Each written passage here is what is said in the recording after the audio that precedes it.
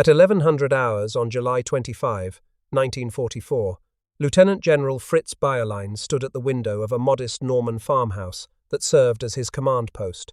The farmhouse sat along the road connecting St. Lo to Perriers, in the heart of the hedgerow country that had been bleeding both armies white for 7 weeks. Through the morning haze, Bayerlein watched American infantry withdrawing from their forward positions along the road. His operations officer entered the room and confirmed what Bayerlein had suspected. The Americans were pulling back for the second time in 2 days. Yesterday they had done the same thing, then reoccupied their positions after dark. "It seems they have chickened out again," the officer remarked. Bayerlein allowed himself a small smile. He ordered his own troops to advance into the vacated American positions. Free ground was free ground. Whatever the Americans were planning, Bayerlein believed his men could handle it. He had no way of knowing that within 60 minutes, 1,500 heavy bombers would turn his elite Panzer Lehr division into what he would later describe as lunatics, wandering in the open until they were cut down by splinters. This is the story of how the largest carpet bombing of the Second World War broke the back of Germany's finest armoured division and changed the course of history. Fritz Bayerlein was born on January 14, 1899, in Würzburg, a city in the Bavarian region of Germany. He came from a middle-class family with no particular military tradition, but like many young Germans of his generation, he was swept up in the tide of nationalism that followed the outbreak of the First World War. He joined the army in 1917 at the age of 18 and served with the Bavarian 9th Infantry Regiment during the final bitter years of that conflict. The young Bayerlein saw combat in the trenches of the Western Front. During the last desperate German offensives of 1918, he experienced firsthand the grinding attrition of industrial warfare, watching friends and comrades fall to artillery barrages and machine gun fire. When the armistice came in November of that year, Bayerlein was among the millions of German soldiers who returned home to a defeated and humiliated nation. After the armistice, Bayerlein remained in the military, becoming one of the small number of professional soldiers permitted under the terms of the Treaty of Versailles. The treaty limited the German army to just 100,000 men, with no tanks, no aircraft, and no heavy artillery. But within this tiny force, a cadre of dedicated officers kept alive the traditions and tactical innovations of German military thinking. During the interwar years, Bayerlein built expertise in what would become armoured warfare. He participated in the secret development of Germany's panzer forces, training with dummy tanks made of canvas and wood, while the real development work proceeded in hidden facilities and through covert cooperation with the Soviet Union. He became a true believer in the revolutionary potential of tank warfare, studying the theories of Heinz Guderian and other pioneers who envisioned armoured formations as instruments of rapid, decisive warfare. By 1939, when Germany invaded Poland, Bayerlein had risen to serve as operations officer for the 10th Panzer Division. He proved himself a capable staff officer during the lightning campaigns that conquered Poland and then France. His organizational skills and tactical judgment caught the attention of senior commanders who were building the nucleus of Germany's armoured elite. In the French campaign, Bayerlein helped coordinate the panzer thrust through the Ardennes that split the Allied armies and led to the evacuation at Dunkirk. In October 1941, Bayerlein received orders that would define his military reputation. He was transferred to North Africa to serve as Chief of Staff of the Afrika Korps, initially under General Ludwig Cruel. The Desert War was entering a critical phase. British forces had driven the Italians back across Libya, and Germany had dispatched an expeditionary force to prevent the complete collapse of its ally. Within months, Bayerlein found himself working directly for one of the most famous commanders of the Second World War. Field Marshal Erwin Rommel was already becoming a legend by the time Bayerlein joined his headquarters. The Desert Fox, as Allied soldiers would come to call him, had achieved stunning victories against British forces with inferior numbers and equipment. He did it through audacity, speed, and an almost supernatural ability to appear where his enemies least expected him. Bayerlein became Rommel's most trusted staff officer. He translated the Field Marshal's bold concepts into workable operational plans. When Rommel drove forward in his command vehicle to personally lead attacks, it was often Bayerlein who remained at headquarters coordinating the complex logistics that made such advances possible. The two men developed a professional bond forged in the crucible of desert warfare. The Afrika Korps fought across the sands of Libya and Egypt for nearly 2 years. The Desert War had a character all its own. Vast distances separated the opposing forces. Water was more precious than ammunition.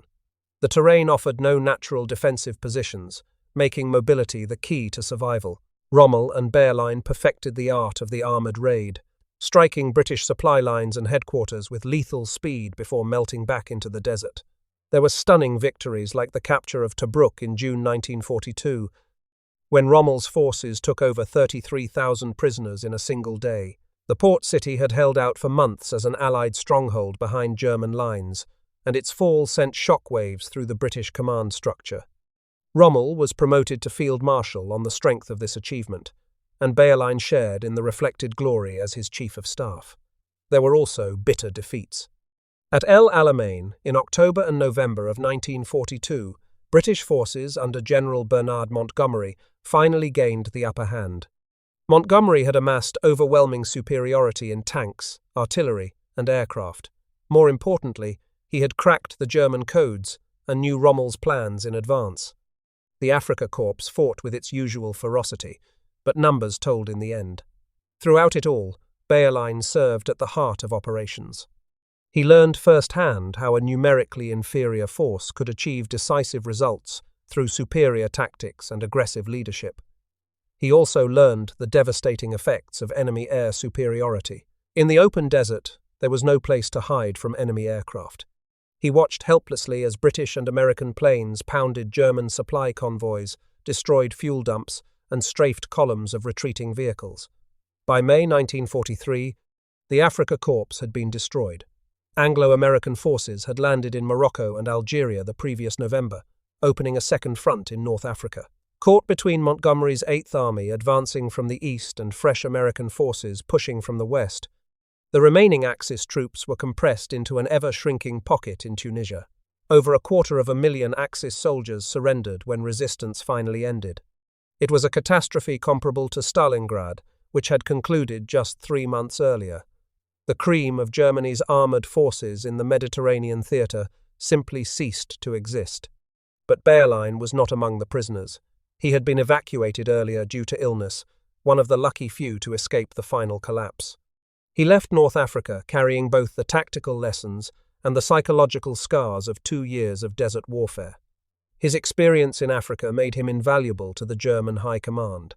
Here was a man who understood combined arms warfare, who had served under Rommel himself, who knew how to coordinate tanks, infantry, and artillery in fluid mobile operations. He had seen both victory and defeat, success and catastrophe.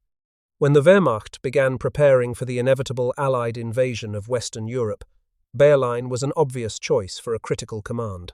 In January 1944, he was given command of the Panzer Lehr Division. The name itself revealed the unit's special status.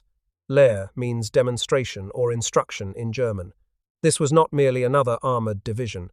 It was the teaching division, formed from the instructors and demonstration units of Germany's tank training schools. The soldiers of Panzer Lehr were the elite of the elite. Many had served multiple combat tours on the Eastern Front before being assigned to training duties.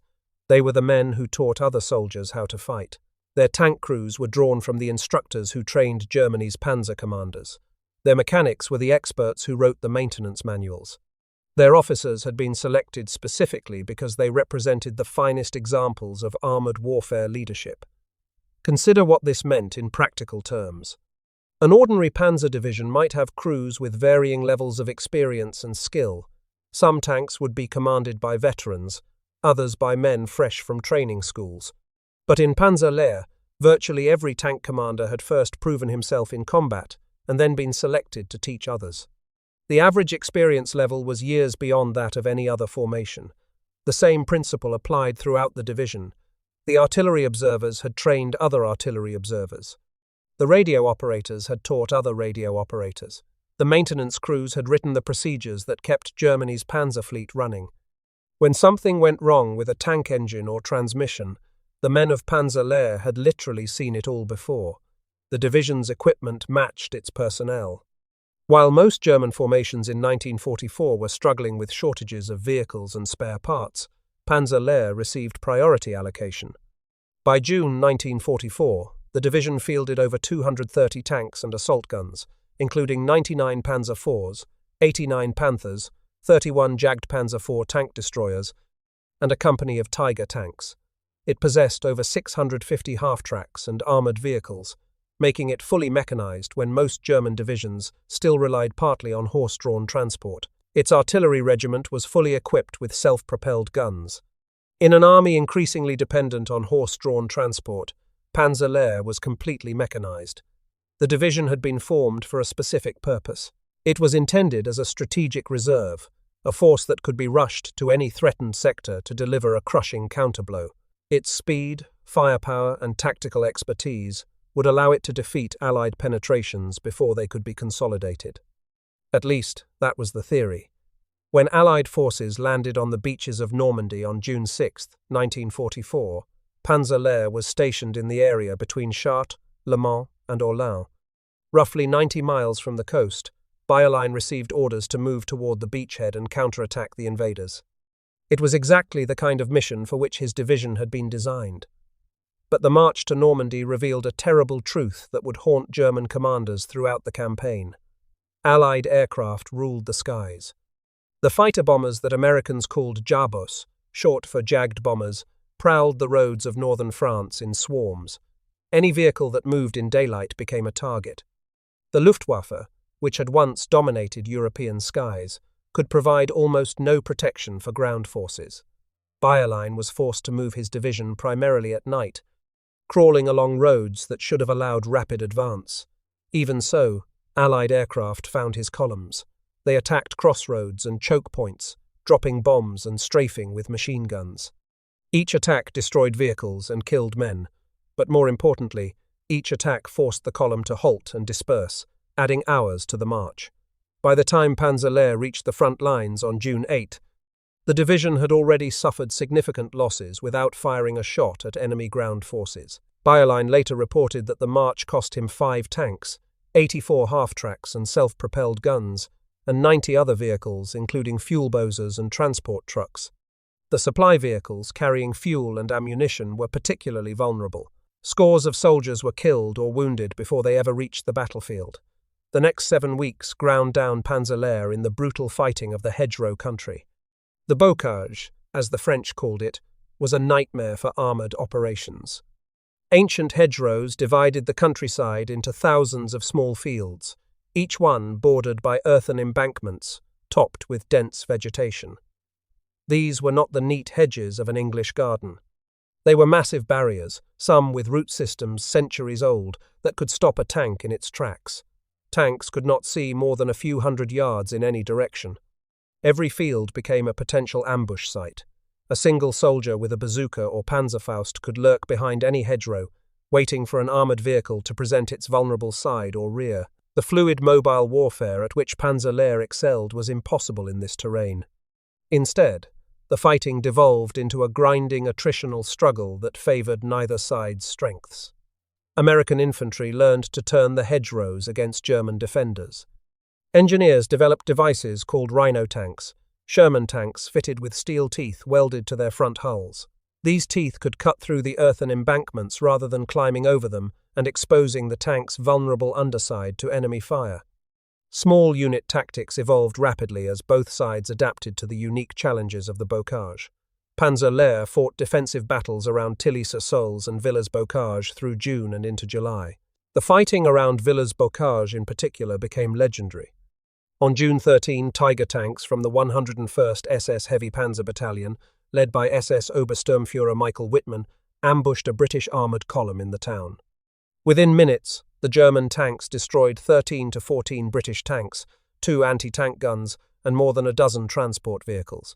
The action demonstrated what experienced German tankers could achieve, and Wittmann was promoted 8 days later in recognition of his role. But such victories were becoming rare, as attrition ground away at German strength. The division's strength bled away day by day. Tanks were knocked out by artillery, by infantry wielding anti-tank weapons, by the fighter bombers that seemed to appear from nowhere whenever the weather cleared. The bocage limited German tactical options in ways that negated their advantages in tank quality and crew experience. A Panther tank was a fearsome weapon in open terrain, but in the hedgerow country it could be stalked and destroyed by a single soldier with a bazooka. Experienced crewmen and officers who could not be replaced fell in steady numbers. A tank commander killed at Tilly-sur-Seulles might have trained dozens of other tank commanders during his years as an instructor. His death represented a loss that went far beyond the single casualty statistic.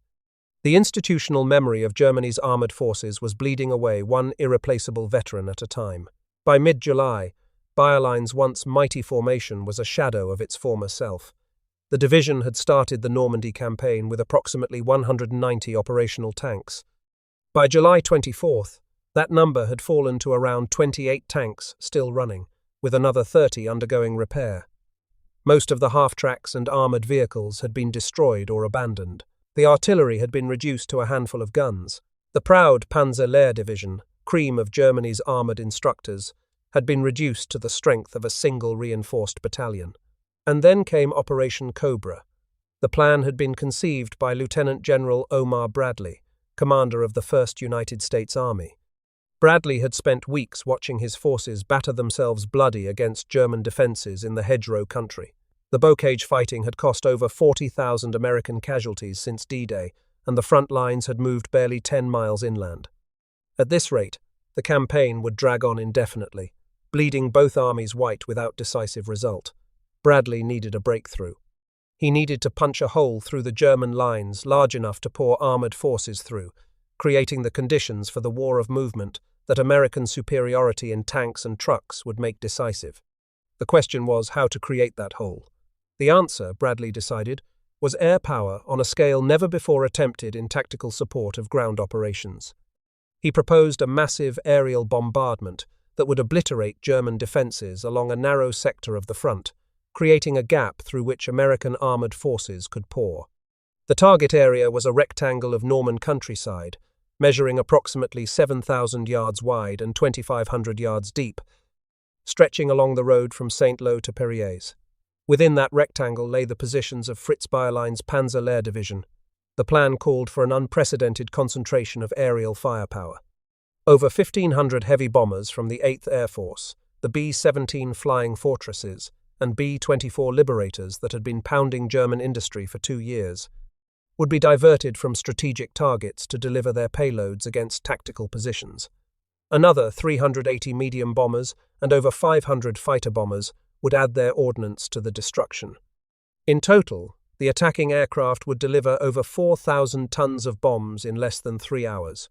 The coordination required was immense. Thousands of aircraft would have to approach the target zone in carefully sequenced waves, each one delivering its bombs within a precisely defined corridor.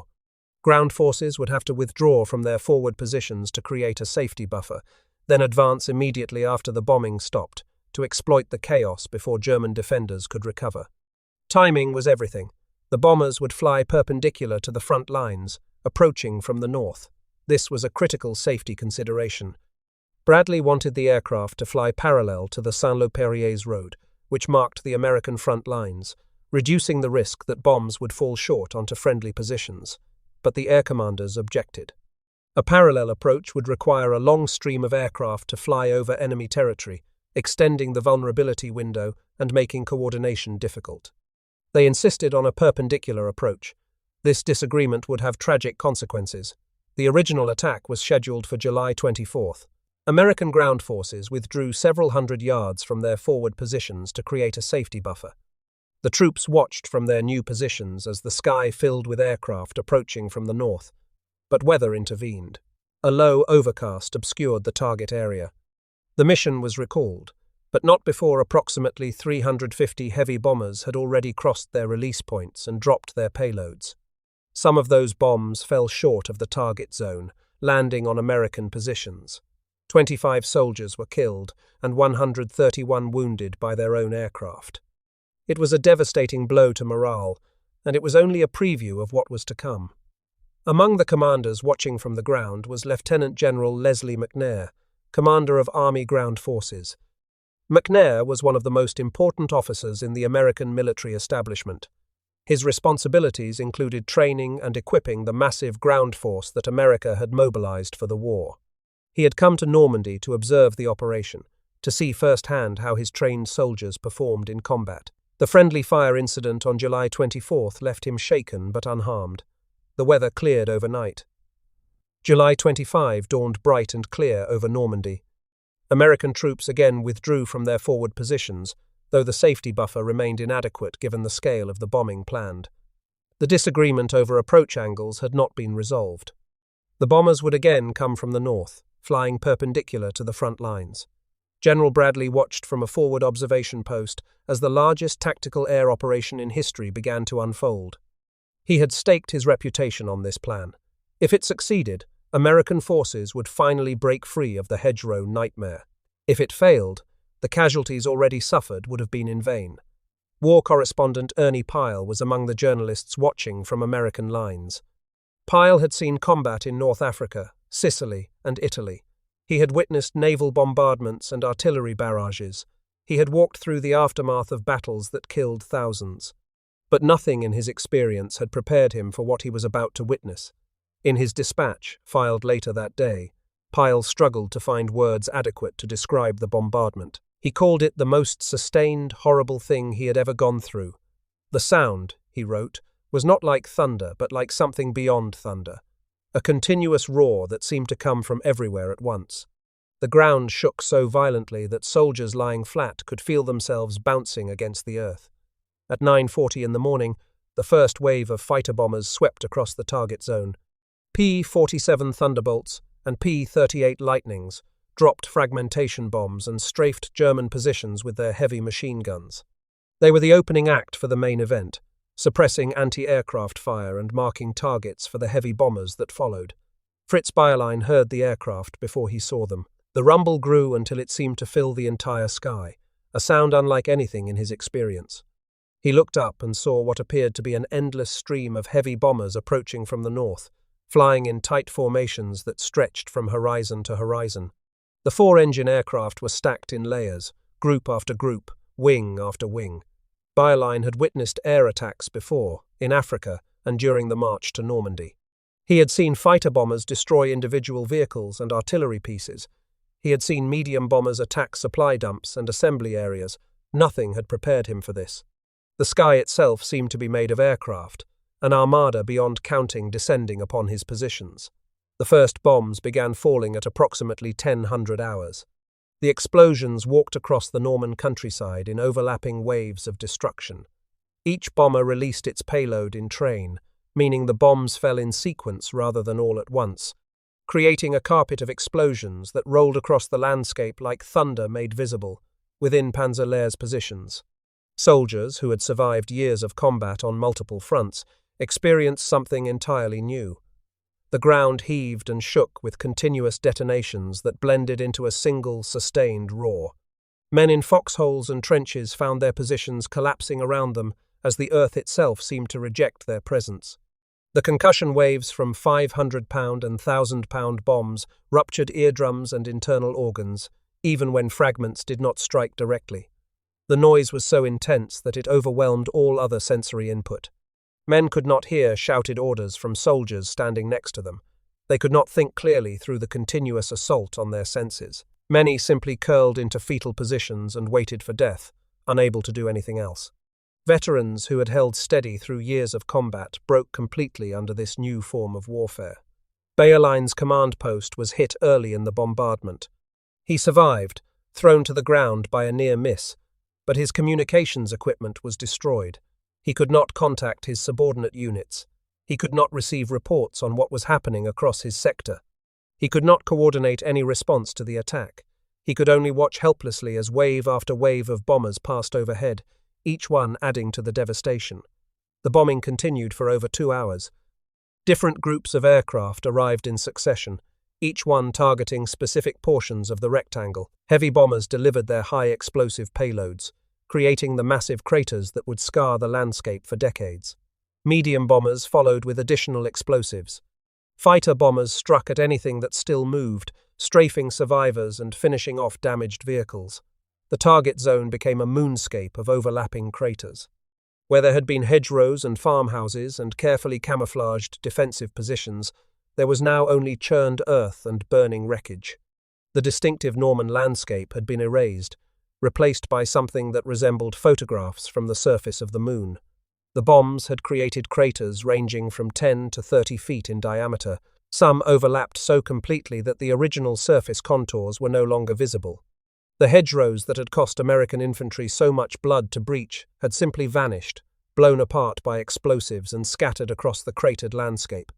Trees were reduced to splintered stumps. Stone farmhouses that had stood for centuries collapsed into rubble. The heat from burning vehicles and exploding ammunition raised columns of smoke visible for miles.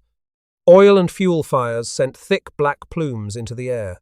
The stench of cordite mixed with the smell of burning rubber and the sickly sweet odor of roasting flesh. This was not a battlefield in any conventional sense. It was a vision of industrial annihilation delivered from the sky. But the tragedy of July 24th repeated itself with even greater consequences.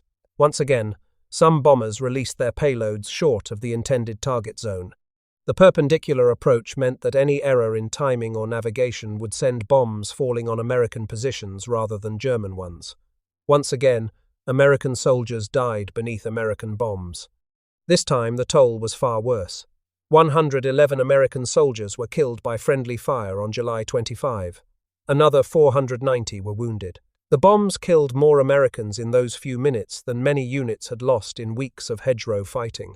Among the dead was Lieutenant General Leslie McNair, the highest-ranking American officer killed in the European theater of operations. He had moved forward to observe the attack, wanting to see how the bombing affected German positions. A bomb landed close enough to kill him instantly.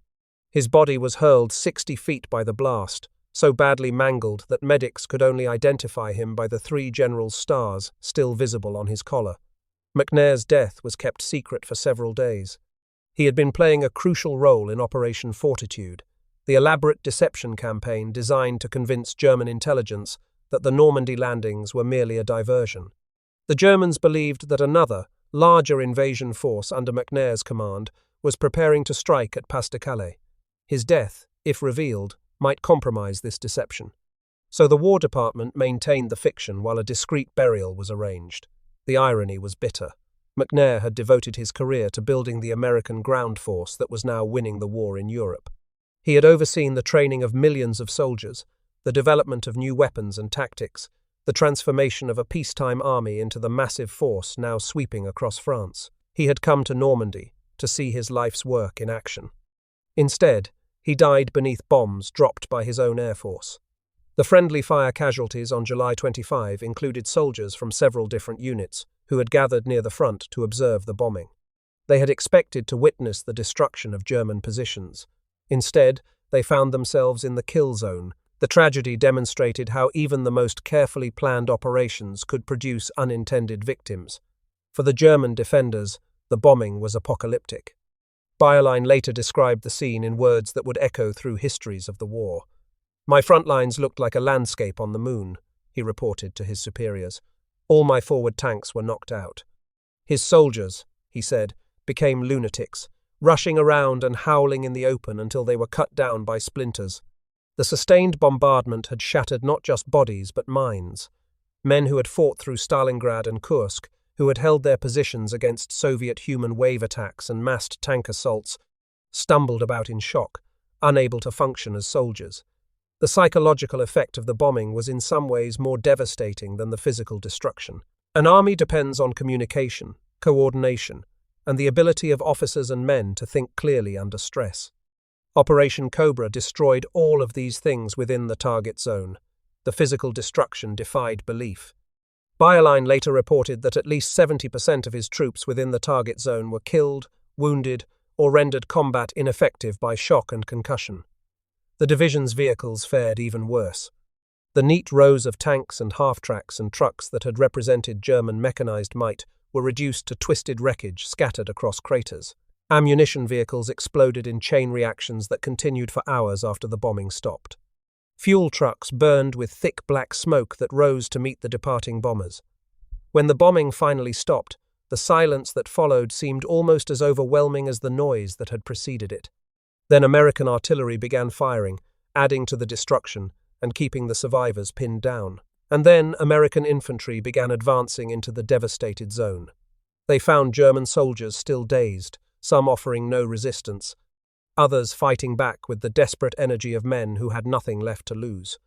The hedgerows that had protected German positions for 7 weeks were gone, replaced by a churned wasteland where defenders had no cover. What had taken weeks of bloody attritional combat to achieve in other sectors was accomplished in hours by the weight of bombs. Bayerlein attempted to rally what remained of his division. He gathered scattered survivors and tried to form a coherent defensive line somewhere behind the crater field, but there was almost nothing left to rally. Of the approximately 2,200 combat troops under his command at the start of July 25, he could account for barely several hundred effective soldiers by nightfall. The rest were dead, wounded, captured, or scattered beyond his ability to contact them. The tanks that had made Panzer Lehr famous were gone. Bayerlein reported to his superiors that the division's armoured strength had been annihilated. The mechanics and spare parts that might have repaired damaged vehicles had been destroyed, along with everything else. Even if replacement tanks could be found, there were barely enough trained crewmen left to operate them. The road to the south lay open. American armoured columns began pouring through the gap that had once been Panzer Lehr's defensive sector. The exploitation phase of Operation Cobra had begun, and nothing remained to stop it. Major General J. Lawton Collins, commanding 7 Corps, pushed his divisions forward with relentless energy. Collins had earned the nickname Lightning Joe for his aggressive tactics in the Pacific, and he applied the same philosophy in Normandy. When his lead elements reported German resistance, he ordered them to bypass it and keep moving. Speed was everything. The faster American forces moved, the less time German commanders would have to organize a coherent defense. The armored spearheads advanced with a momentum that surprised even their own commanders. Towns that the battle maps showed as German strongpoints fell with minimal resistance. The defenders had either been destroyed in the bombing or were still too shocked to offer effective opposition. American tankers found German soldiers wandering the roads in groups, their weapons abandoned, offering surrender to anyone who would take them. By July 27th, just 2 days after the bombing, American forces had advanced nearly 15 miles beyond their starting positions. The German 7th Army was beginning to fragment. Communications between headquarters and field units broke down as American columns cut telephone lines and overran command posts. The orderly defensive lines that had held for 7 weeks dissolved into chaos. Within days, the breakout that Bradley had envisioned became reality. German forces that had contained the Normandy beachhead for 7 weeks suddenly found themselves outflanked and encircled. The methodical hedgerow fighting gave way to a war of movement in which Allied advantages in armour, mobility, and air power could finally be exploited. For Fritz Bayerlein, the days following July 25 were a nightmare of retreat and improvisation. He gathered remnants of his division and attempted to form blocking positions, but American spearheads moved faster than his shattered force could react. The division that had once represented the pinnacle of German armoured expertise became a fugitive column struggling simply to survive. The Wehrmacht attempted to reinforce the crumbling front. Other divisions were rushed toward the breakthrough zone. Panzer counterattacks were ordered by commanders who did not understand how completely the situation had deteriorated. Most of these counterattacks achieved nothing but additional casualties. By early August, the German position in Normandy had become untenable. Hitler, directing operations from his headquarters in East Prussia, refused to accept reality. He ordered a counteroffensive toward Mortain, attempting to cut off the American spearheads that had broken through at St. Lo. The attack was launched on August 7th, using divisions that had been desperately needed elsewhere. But the attacking German columns were spotted by Allied reconnaissance aircraft almost immediately. Fighter bombers descended on them with the same destructive fury they had achieved on July 25.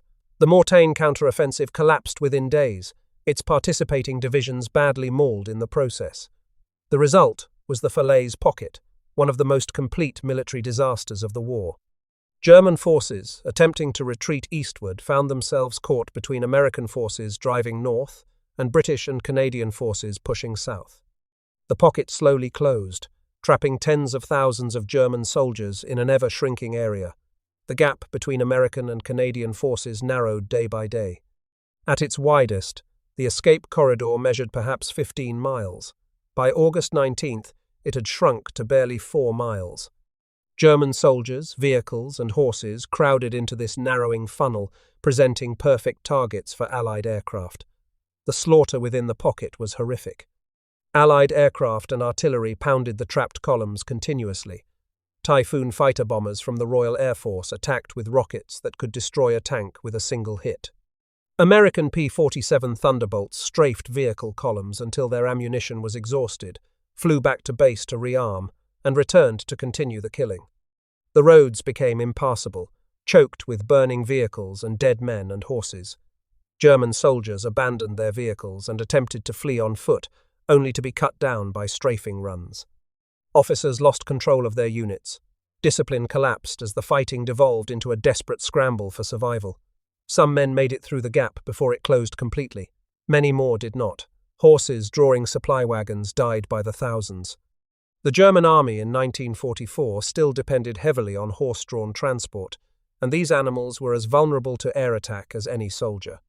Their carcasses littered the roads alongside the burned-out tanks and trucks, swelling in the August heat and adding to the nightmarish atmosphere within the pocket. The pocket finally closed on August 21st, 1944. Approximately 10,000 German soldiers were killed within it. Another 50,000 were captured. The equipment losses were catastrophic. Hundreds of tanks, thousands of vehicles, all the material that an army needs to function. General Dwight D. Eisenhower visited the battlefield shortly after the fighting ended.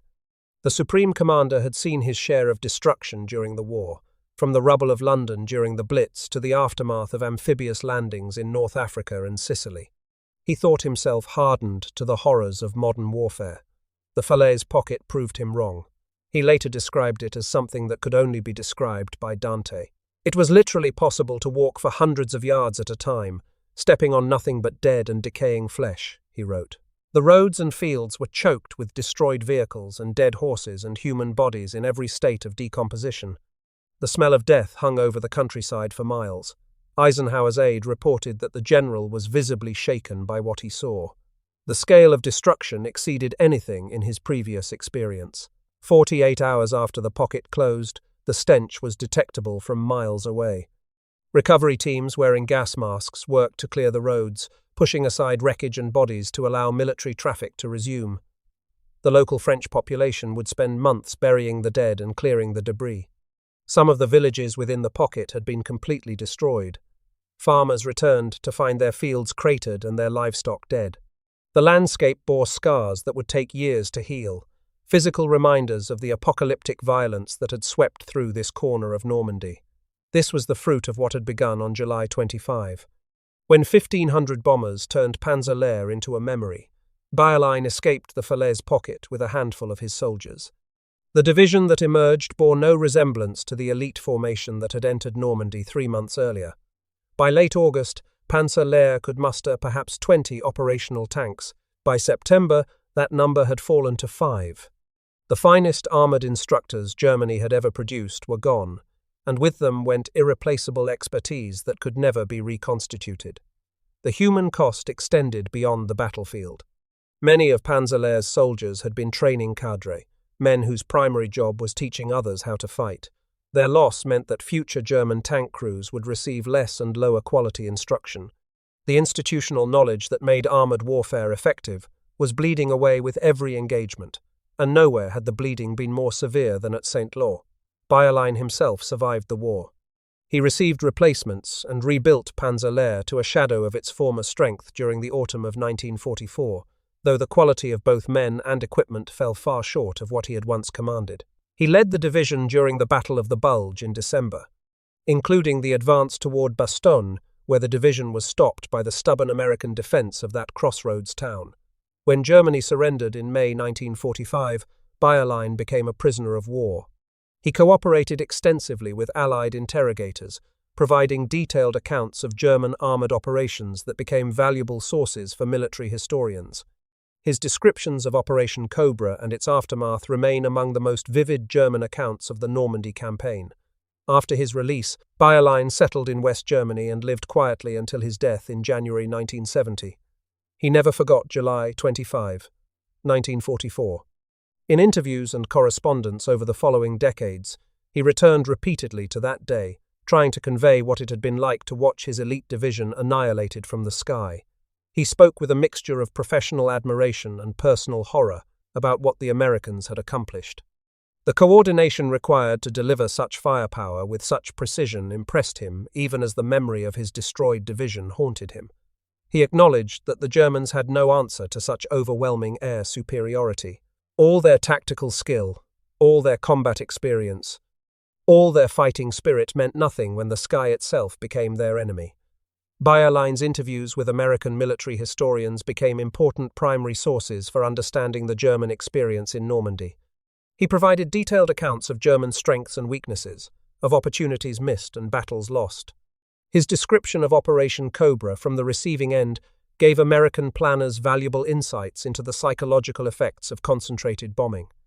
Other survivors of Panzer Lehr contributed their own testimonies over the Sumplim Cobra. They spoke of the terror of being trapped beneath the bombs with no possibility of fighting back. They described the chaos that followed, the breakdown of command and control, the desperate attempts to form defensive lines from scattered survivors. Their accounts confirmed what Bayerlein had reported, that the bombing had not merely destroyed equipment and killed soldiers, but had shattered the very capacity of the unit to function as a military formation. The lessons of that day echoed through military thinking for generations. Operation Cobra demonstrated that concentrated air power, properly coordinated with ground operations, could achieve decisive results against even well-prepared and elite defenders. It also demonstrated the terrible risks of such operations, as the friendly fire casualties showed. The American military studied both aspects intensively in developing doctrine for the Cold War era. The concept of using air power to create gaps in enemy defenses became a cornerstone of American military planning. In Korea, Vietnam, and later conflicts, commanders sought to replicate the success of Operation Cobra, with varying results. The Gulf War of 1991 saw a similar approach, with weeks of aerial bombardment preceding the ground offensive that destroyed Iraqi forces in Kuwait. But Cobra also served as a cautionary tale. The friendly fire casualties reminded planners that coordination between air and ground forces required extraordinary precision. A single error in timing or navigation could send bombs falling on friendly troops rather than enemy positions. The deaths of American soldiers on July 25, 1944, ensured that subsequent generations of military planners would treat the integration of air and ground operations with appropriate caution. The physical scars of the bombing remained visible for decades. Farmers working fields near St. Lo found bomb craters still evident in the landscape through the 1970s and beyond. Some remain to this day, shallow depressions in pastures and woodlots where over 4,000 tons of explosives fell in a single afternoon. Somewhere in archives on 2 continents, there are still maps with circles drawn on them, showing the target rectangle where 1,500 bombers dropped their payloads. Somewhere there are photographs of the lunar landscape that remained afterward. And somewhere, in museums and memorial walls and quiet family collections, there are dog tags and medals and faded letters that belong to men who did not survive that day. They were German and American, enemy and ally.